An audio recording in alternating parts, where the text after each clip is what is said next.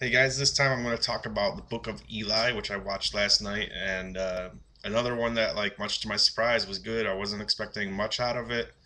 It's directed by the Hughes Brothers, who get a certain amount of respect, but I don't really get why. Their first movie was Menace to Society, which I've always liked, but it's honestly like a Boys in the Hood ripoff. Um, Even if they were like writing it at the same time as Boys in the Hood, I have no idea. It came out like shortly after, and it feels like a ripoff. A good movie, but not as good as Boys in the Hood. Um, the only other movie that I know that they did was From Hell, which with Johnny Depp about Jack the Ripper, and that never impressed me. I thought it was boring. So I seen the trailers for Book of Eli. I'm like, it's Denzel Washington at the end of the world, and I heard it had something to do with the Bible. I was just like, snore fest probably, right? I watched it last night. I enjoyed it more than I expected. It's not a great movie, but it is definitely a good movie and well made. Um, I like the plot, which maybe some people won't like it. Once again, it's another movie that picks on religion, which I like, but other people won't because most of society believes in religion or subscribes to some faith. But if you don't want the spoilers, so I will give a little bit of spoilers on the plot. I'll do my spoiler-free plot synopsis at the top here. Basically, it's the end of the world.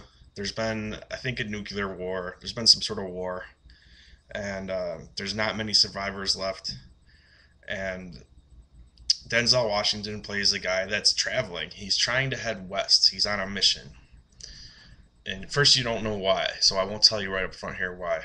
But he's trying to head west, and basically, he runs into trouble along the way, including a town. He stops in a town that has sort of built up out of nothing, and he runs into some serious trouble there, and that constitutes the plot. That's what it is. It's like a post-apocalyptic like action movie with a an emphasis on story over the action. Uh, I should mention right away that it looks great. I like the look of it.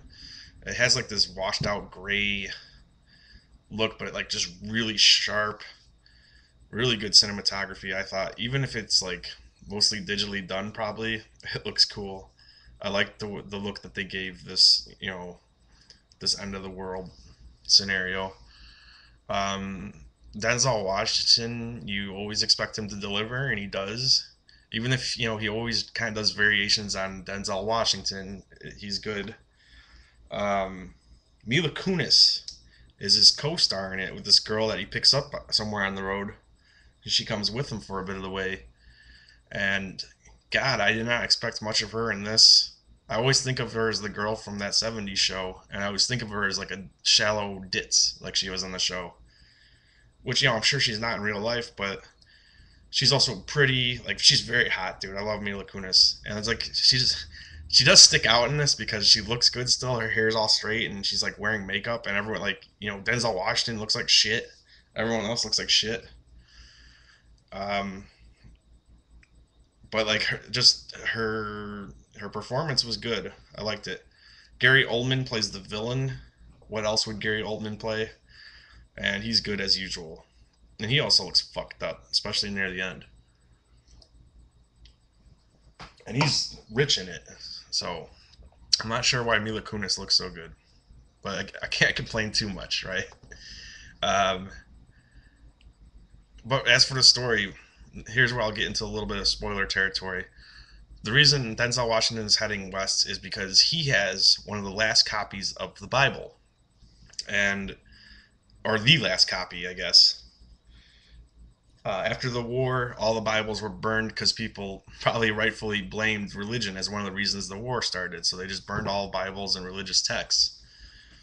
And I won't say how he got the Bible, but he has the Bible, and he thinks God told him he has to take it west somewhere, and when he reaches the right destination, he'll know where it'll be safe. And along the way, he stops in this town, and there's like he has problems along the way before he stops in this town. There's like also it's sort of like The Road, the book The Road by Cormac McCarthy, except it has a plot and it doesn't suck ass. Um, but where there's people like scavengers and bike gangs and shit. Like you always see in these underworld stories, and they'll just kill you for like whatever you have on you, like a lighter. So he runs into people like that, and he has to take them out. Then he gets through this town, and it's being run by Gary Oldman, who's all corrupt, but and evil, and he's trying to find a copy of the Bible because he knows he can control masses with it. So that's it, and then you figure out what will happen, right? I like that. It's cool. And it does give room for people that do believe in religion to believe, or to, it doesn't totally step on their faith. There is some faith in the movie. There's some spirituality to the movie, just not a lot of religion to the movie.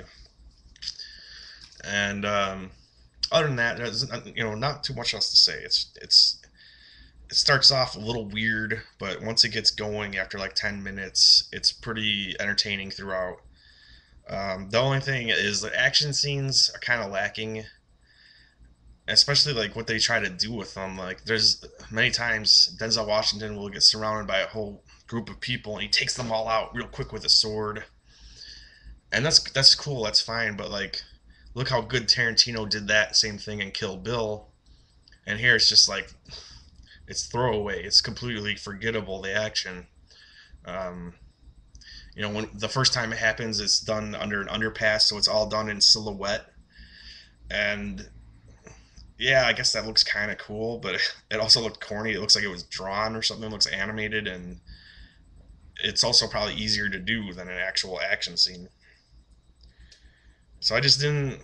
The way he took these guys out, it's just like he gets them all real quick and they're dead, and it's like you don't remember how one single person gets killed, which is that's a flaw. And other than that, I like the story, and like I said, it moves along at a fairly nice pace and it's entertaining.